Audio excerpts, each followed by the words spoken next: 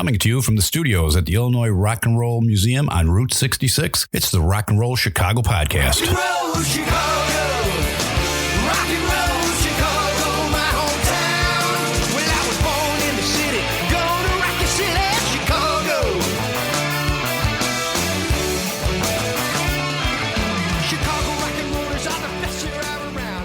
Hey, everybody, it's Ray the Roadie. And I'm Hollywood Mike. Hello, Hollywood Mike. How are you this evening? I'm doing fantastic. How you doing, Ray? I'm doing well. Traffic was nice. Got a little backed up before I got here. I thought I was going to be screwed with the bridge, but nope, got right in. I missed it today. Normally I hit the bridge. You know, I know you do. I'm the guy that if you see me standing in the line at the grocery store, go to the other line. Mm-hmm. That's me. Yep. So if you see me on the road driving through lovely downtown Joliet, Illinois, That's right. Don't get behind me. You're going to get caught by a bridge. You will. Yeah. Yeah, I know you've had many bridges.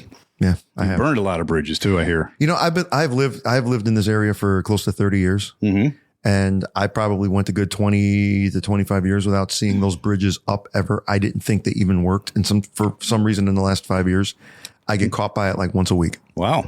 Maybe they picked up the transport or something with the barges or something. Who knows? Who knows? Yeah. Well, I'm glad you're here. I'm glad you're here. I'm glad I'm here too. Yeah. Who we have with us? We've got the Matz Broz band with us. Oh, that's tonight. good to know their names because they were just staring at us like, hello. Yeah, you guys going to talk to us? Yeah. How you doing, fellas? How you doing, guys? Great, thanks. We got caught by the bridges for you. Oh, there you go. There you go. Now, where'd you guys come from? Came up from Darien. Oh, that's not. Not too far. That's not too far away at all. Yeah. I thought traffic would be better today, but with the holiday, but it was pretty heavy on the way in. Oh, President's Day. That's right. It is President's. See, when you don't work anymore, you don't know the holidays. That's why Rob's here, because he's a teacher. So, Oh, no kidding. Yeah. Well, last night at the Jam, it was absolutely packed. And Was it? Yeah. I don't get the day off today. I mean, who gets the day off today? Is it just government employees or something? Yeah, government, banks. Yeah. All I know is nobody was going home. Yeah. Not me. Yeah, I didn't get the day off. Nobody was going home. 11 o'clock came around. Jam's supposed to be ending. Nope, we stayed there until around 12:30 or so. Wow. Nobody was going home. Nice. Yeah, so it was a lot of fun. So tell us about the Matz Brothers Band or the Matz Broz Band or whatever. They spell it differently though, I noticed. They do. Yeah, because it took me like forever to find them on the internet because I kept putting MATT''S. Oh. And it's Matz, MATZ. It's on there. BROZ. Yeah, we're pretty obscure. I guess it's hard to find us anyway. I actually found Matz Brothers before I found you. The Matz Brothers. Featuring gefilte fish on vocals. So tell us about yourselves, guys. We're related. We're brothers. All right. Yeah. We've been. Oh, you want me? I'm making myself too comfortable. That's right. Speaking to the mic. You can lean back. We just bring the microphone with you. Well, we've been not right out of the womb, but shortly afterwards, we've been getting There's an image. together. Mm-hmm. That's the name of their first album, by the way. Out of the womb. The funny thing is, not our parents, and not our grandparents, but 3 generations ago, there was a band of brothers up in the Dakotas, South Dakota area, all brothers, and so we're possibly reincarnations. I don't know. Of course, they played slightly different instruments, I believe. We're talking accordions and. All right. Well, then we have the people out in Czech Republic there. The group of them, they were all related, playing music. Okay. I think it was the sextet, but there's only 5 of them. So it somehow runs in the family, I guess. Which is good. And we've been playing since teenagers. Kind of went off on our own as teenagers because who gets along as siblings when they're teenagers, right? So you guys have been brothers longer than having a band. Slightly. right. Okay, just want to clarify that. Some people want to know. From the womb. Yeah, right. Yeah. We all came from the same womb. So, yeah. And after a while, I said, well, we all play music. Why don't we play together?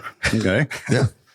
So you guys weren't. I mean, you weren't playing together at all. You were doing your own thing. You were doing your own thing. Yeah, he was. It's funny. He was set up in the basement with the band that he was working with. Mm-hmm. It was with Debbie Welsh. And I don't even remember the name of the band. And I was doing all my own thing. I kind of was, playing here and there with schoolmates and everything, getting bands going. And Rob had his thing going on in the basement. My brother David one day. out of the blue, decides he's going to sit behind the drum set. And it's like, I can play these things. And he never played it before. Right. So it's like, wow, okay, well, maybe we got a trio here at least. Let's start throwing some stuff together and see what, transpires. And So who's the drummer? that would be David, who's not with us. Okay, that's right. David, okay, gotcha. All right. He's the crazy one. And you're the guitar player? I'll be the guitar player. And the singer in the videos that I saw. Yeah, okay. There are videos out there? Okay. Yeah, you do. You have videos out there, but we're going to talk about that in a little bit. Go Okay, good. Okay. I was wondering if I should send you. We have questions. Yeah, we have. Oh boy. Okay. And Rob's the bass player. Rob's the bass player. Okay. All right. So what about what time was that all of this decided that you were going to make a go at this? 80s. Okay. Yeah, 80s. About the 80s. Yeah. Were you guys still in high school at the time or?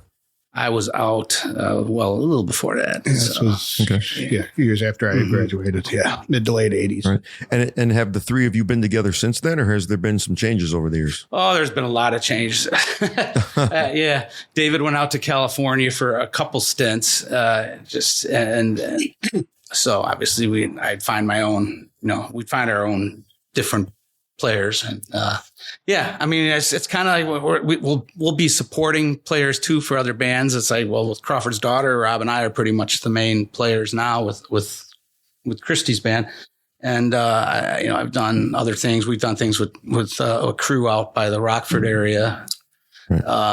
So, I mean, we kind of like the Brecker brothers. We'll just go play with other people too. Right. Thank you for saying that, by the way, because I was trying to remember the other band.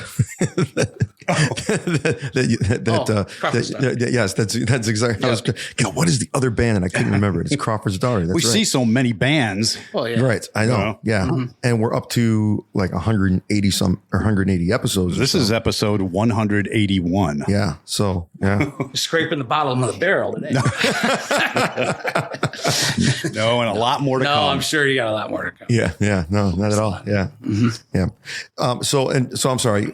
I interrupted you there. Take me back again. So David was going off to California and everything, and you had to find other people to kind of fill in. Right. And Right. we went with other, other name monikers. We were as Uncle Kick for a while, and that went, we played quite a few, gigs under that name. And then David came back, and then we went back to the Dave Matz was a front man for a while. We had such a great drummer. It's like, you're not playing drums. You can sing, play When harmonica. David came you can back, so yeah. much. Right. So he ended up.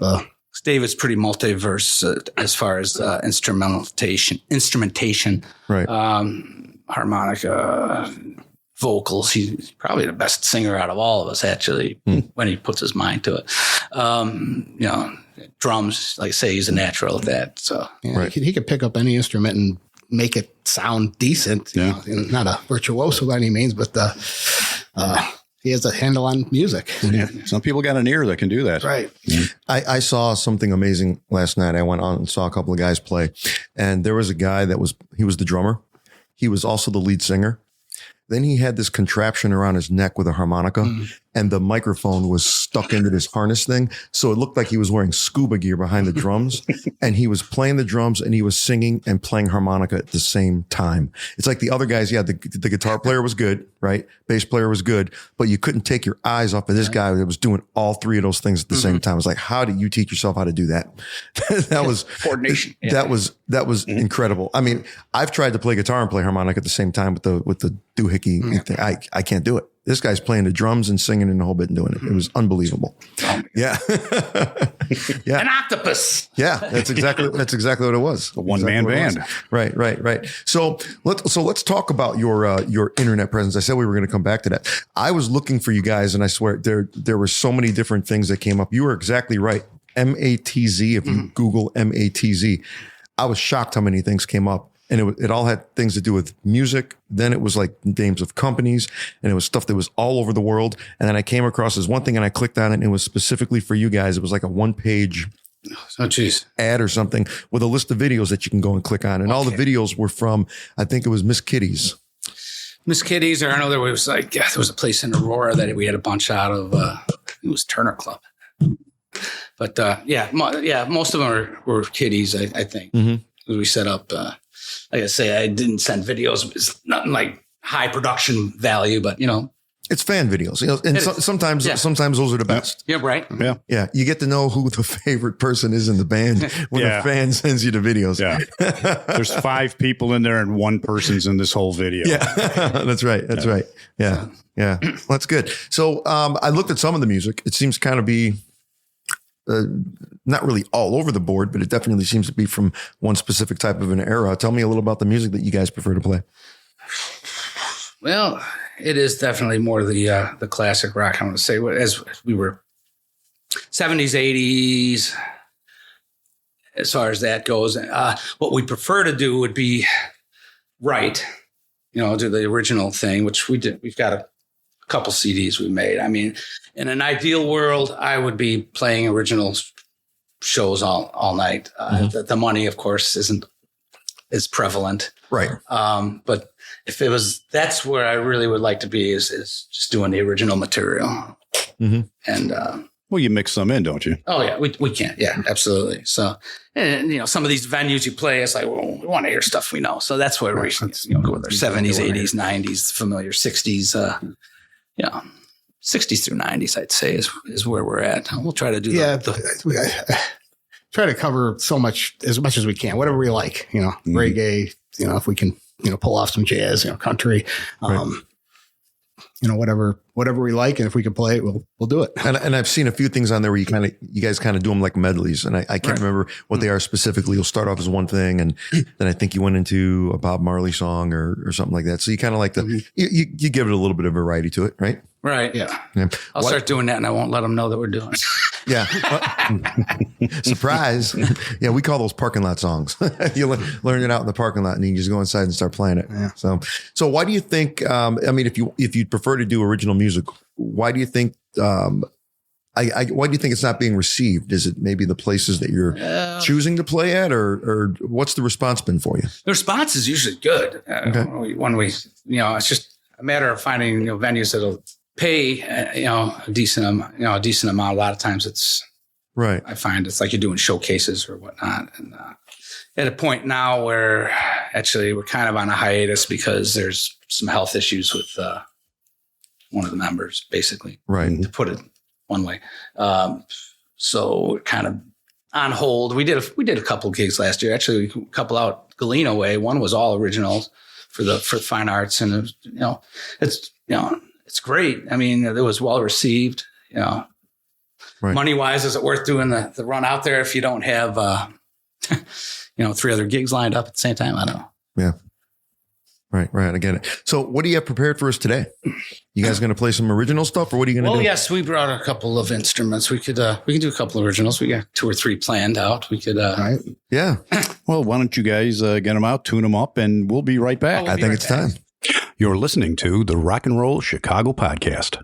Hi, I'm Rick Anthony. I'd like to thank my radio brothers, Ray the Roadie and Hollywood Mike, for allowing me to tell you about my podcast, the Someone You Should Know podcast. We spotlight musicians, authors, and interesting people, and we like to say we're making a difference one artist at a time. The podcast is heard twice a week on Mondays and Thursdays, and you can check it out on your favorite streaming platforms and on the web at someoneyoushouldknowpodcast.com.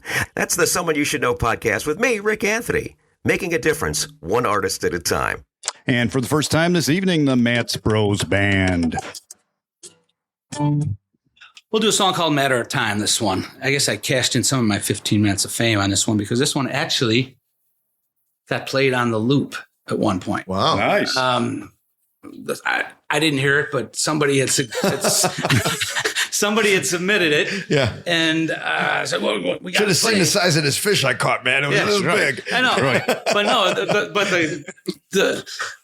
the crush of it was somebody calls me later up, like within an hour. I just heard one of your songs on the radio. Somebody completely unconnected. It's like, wow. Nice. Okay. Nice. All right. So let's do it. Let's do it. It's called Matter of Time, this one.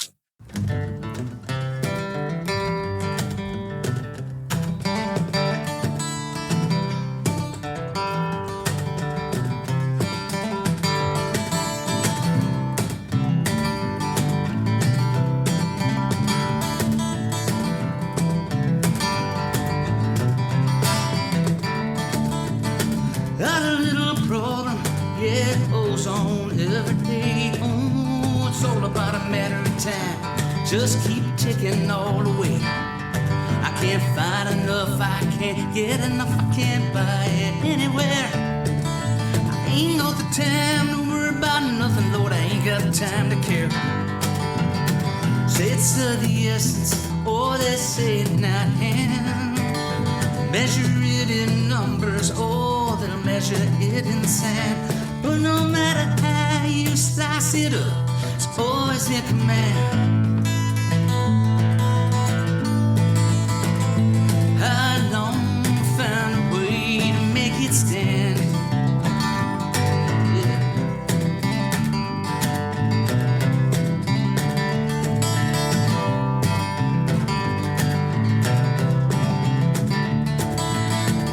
Time ain't overworked, I'm sure you all agree. The double time, that's something you and I rather seldom see. You got your central time, you got your mountain time, you got nothing in between. Lord, I really wonder why is a Greenwich time so mean. Taking time mean making time, vice versa. Oh, it really don't mean nothing, but it feels so good to me. Some people say I have too much time. I'm apt to disagree. Lord, my time, it's a blind, don't you see?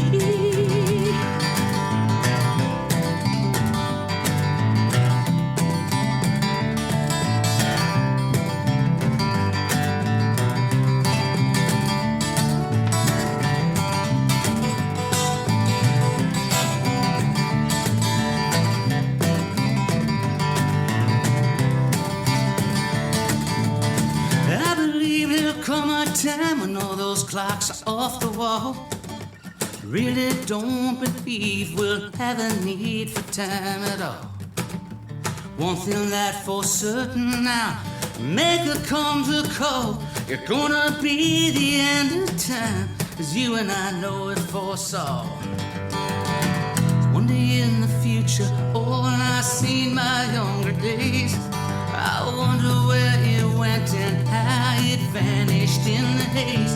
But the time is here, the time is now. I believe the time is right. And I know we're all gonna have a good time tonight, yeah.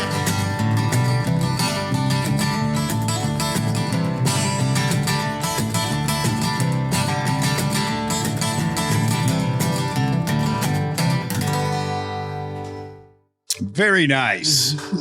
Nicely done. Yes, yes. Thank you. I'm detecting a little bit of Paul Simon there. A little bit. You know, probably. Yeah, a little bit of Paul Simon, a little bit of Dan Fogelberg. Okay. Yeah, who I believe is actually a member of the Illinois Rock and Roll Hall of Fame and Museum. I believe he's inducted in the Hall of Fame here. Yes, he is. Absolutely. Oh, fantastic. Yeah. So you got an opportunity. You might get inducted someday.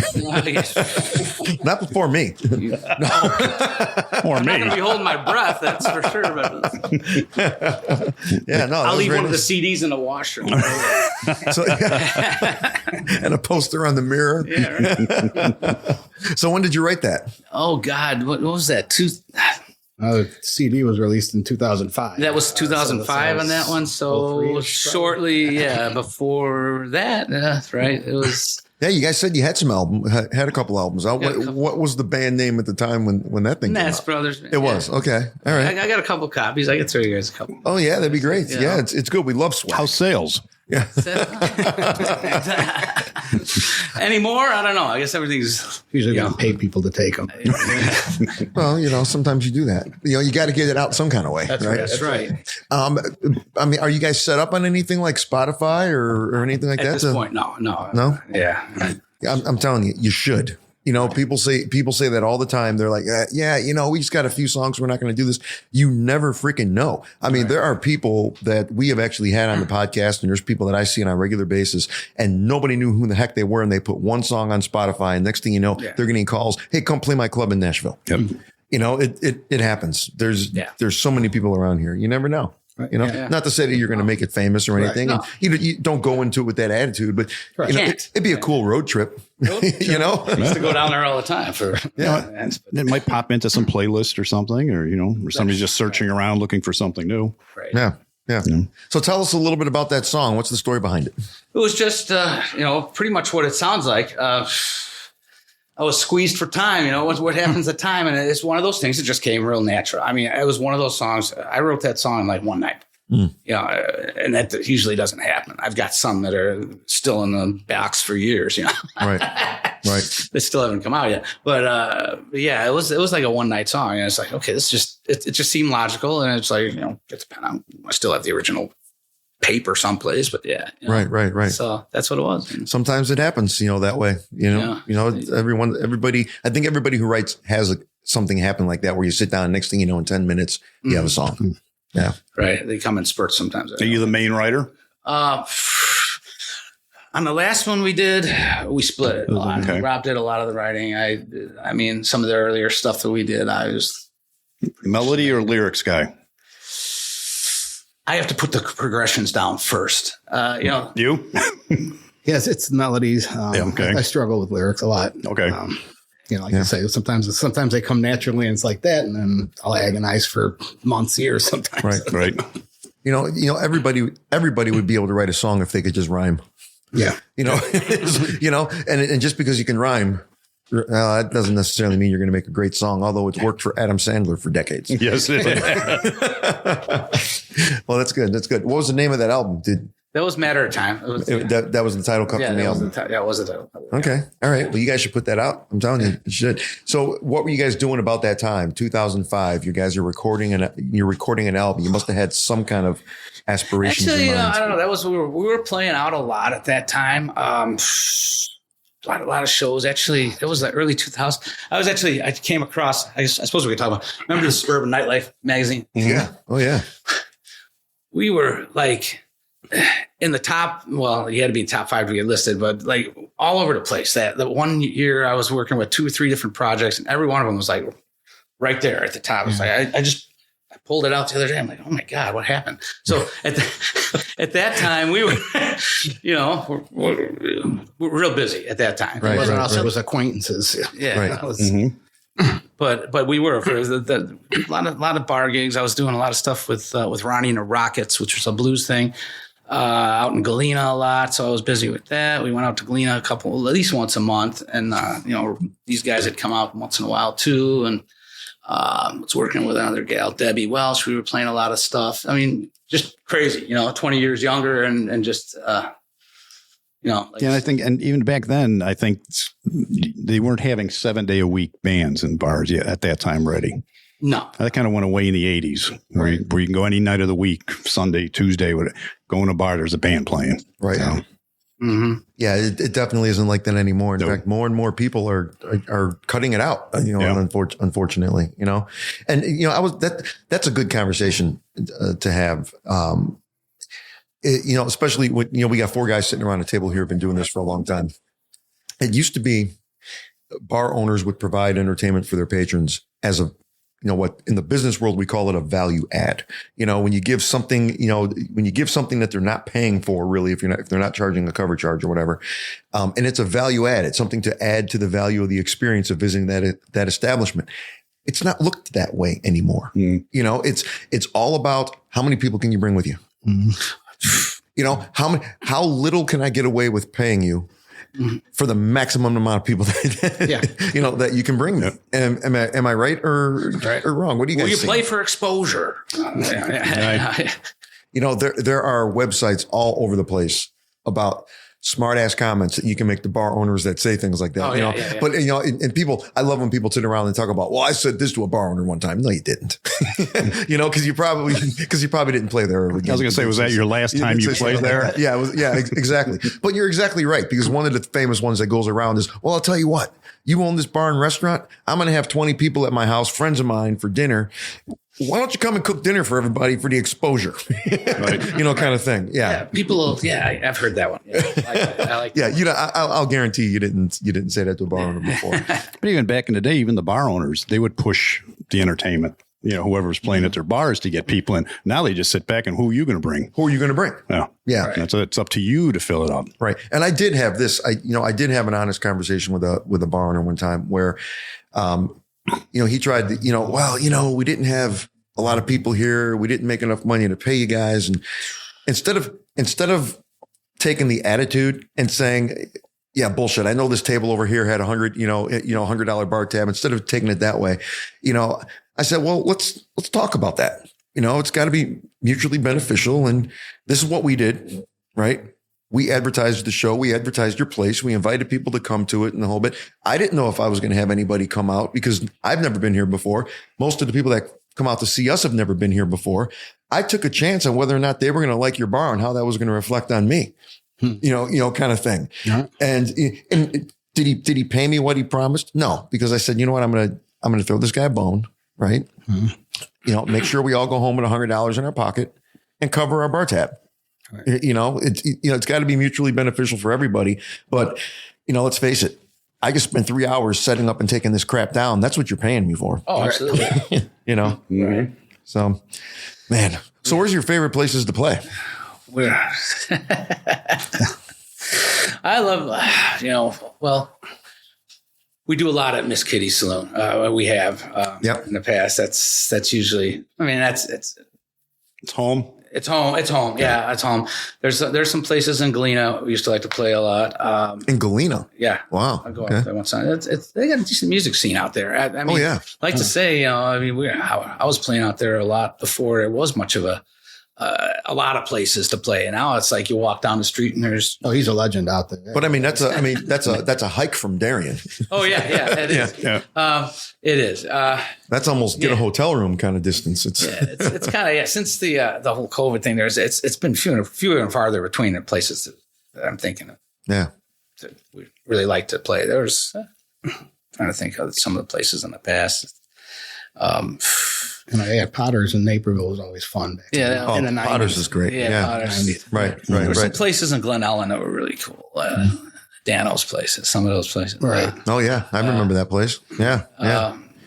You guys have always been a three-piece? No, actually, a lot of times we would bring on a fourth, another guitarist slasher. In one case, we had a guy that was multi-instrumental with keyboards and mandolin. A guy from Nashville.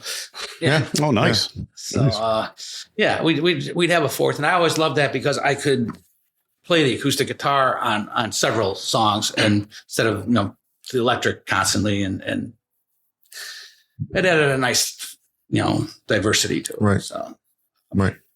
Damn, I was hoping he was going to say they bring a fourth in as a glockenspiel. Yeah. Oh yeah. He's trying to get a glockenspiel. I'm trying to find some band that's got a glockenspiel. We're going to have to specifically target. Let's put glockenspiel rock bands. Any band have a glockenspiel? Yeah. What's that?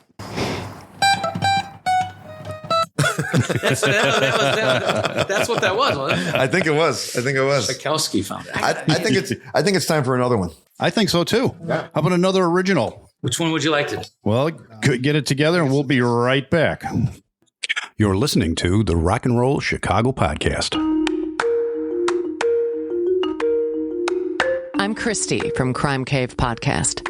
I've had a huge interest in true crime since my days of watching marathons of Snapped back in the mid-90s. I needed an outlet to talk about the cases that have haunted me for a very long time. With each episode under 20 minutes, I shine a light on some of the most bizarre cases in the last 50 years. Join me in the Crime Cave. All right. It's a thing called In Circles. It's one of Rob's creations. I'm going to try to get through it as much as I can. We're going to try. I have my voice here.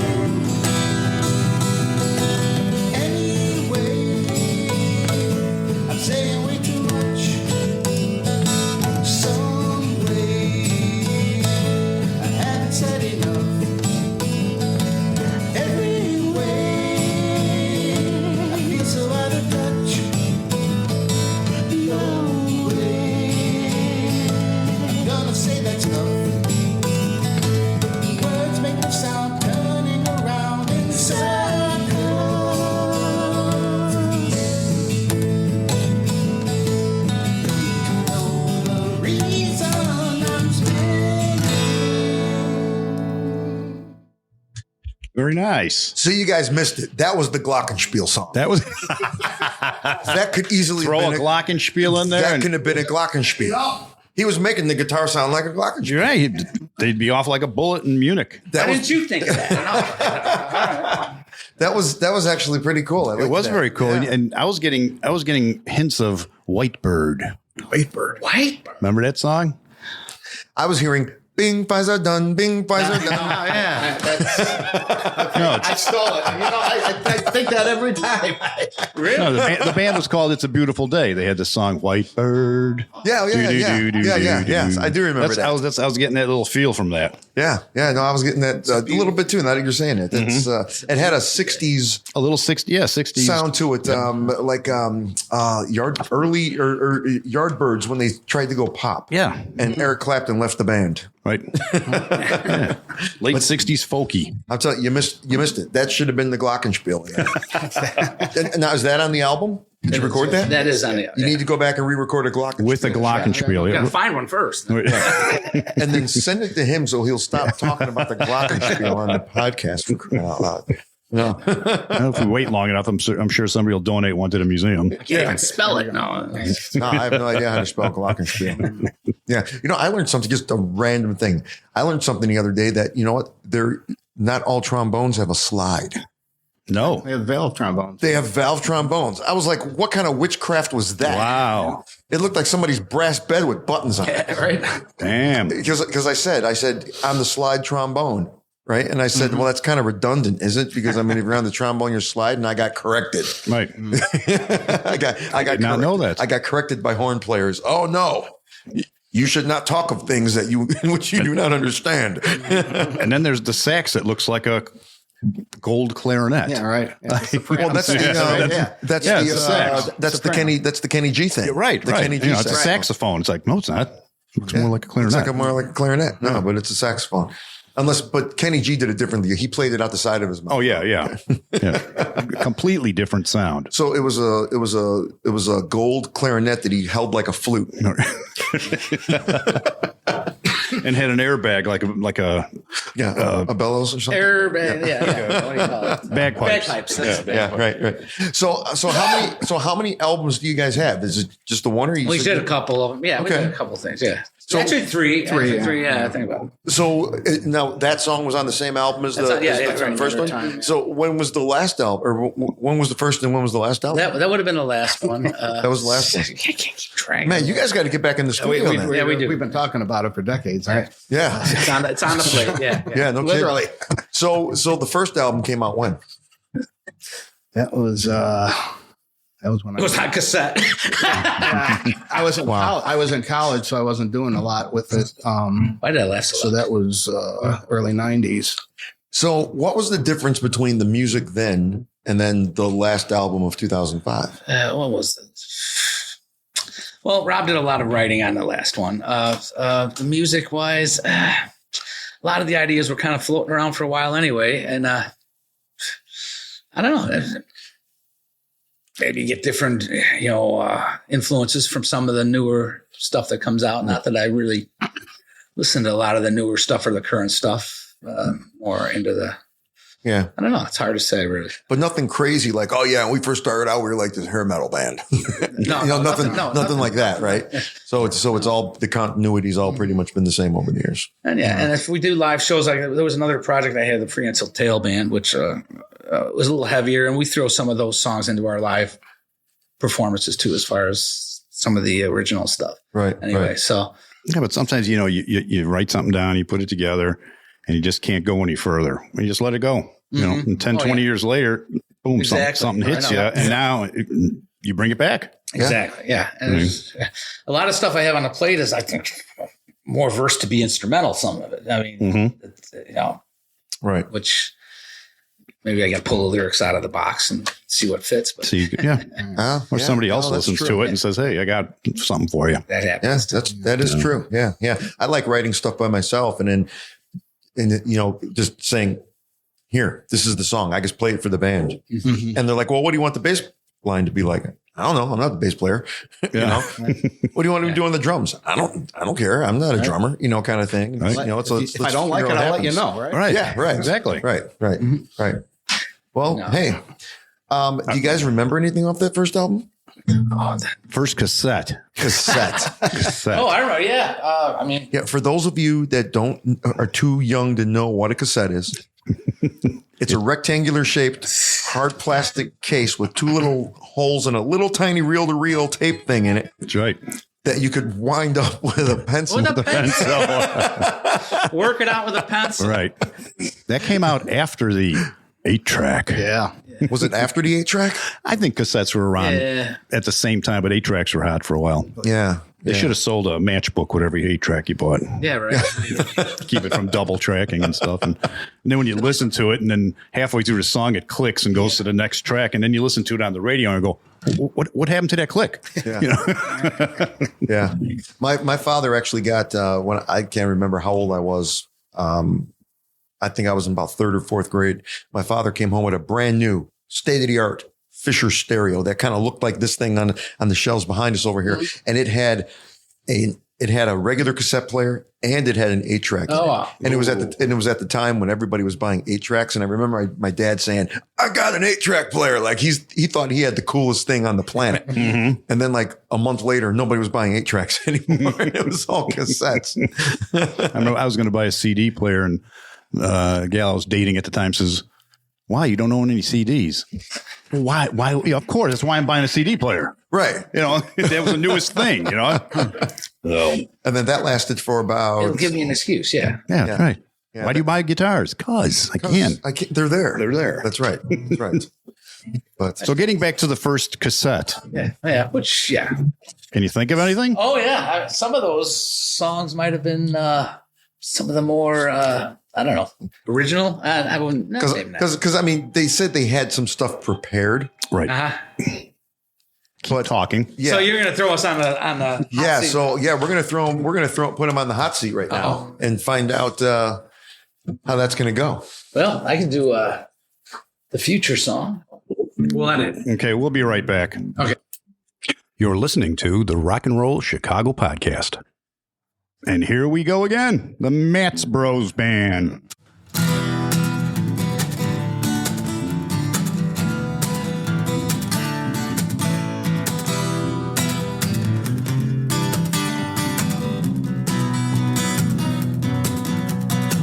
Cruising down the highway, I'm feeling glad, thinking about the wondrous time I had, taking in the beauty of the sights along the way. My blue jeans are torn, my money's spent, never even thought about my rent. Yes, it's another way I'm living for today. Through my troubles long ago, seem that my journey was so slow. Gonna put that pedal to the floor. Don't really care what Mr. Future might have in store, till it come knocking on the door.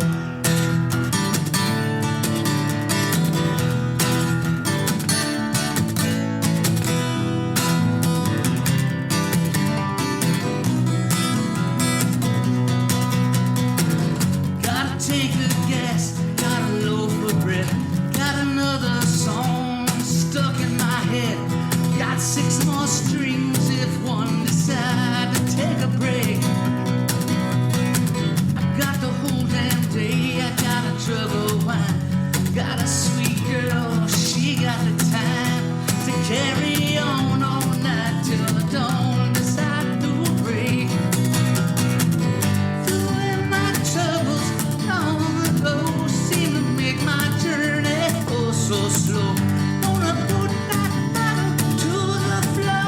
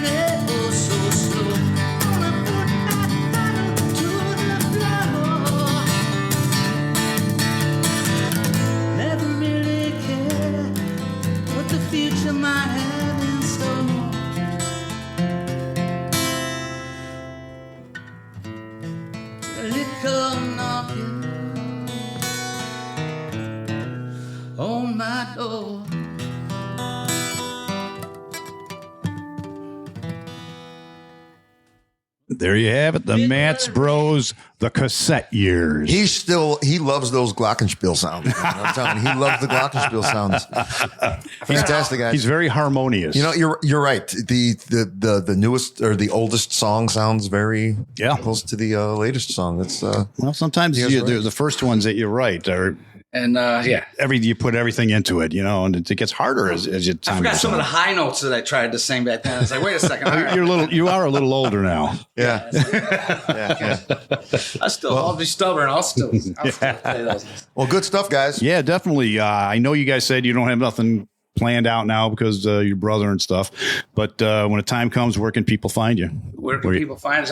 I keep a pretty good presence on Facebook myself, and then Rich Matz, of course. Mm-hmm. The website's really not doing anything right now.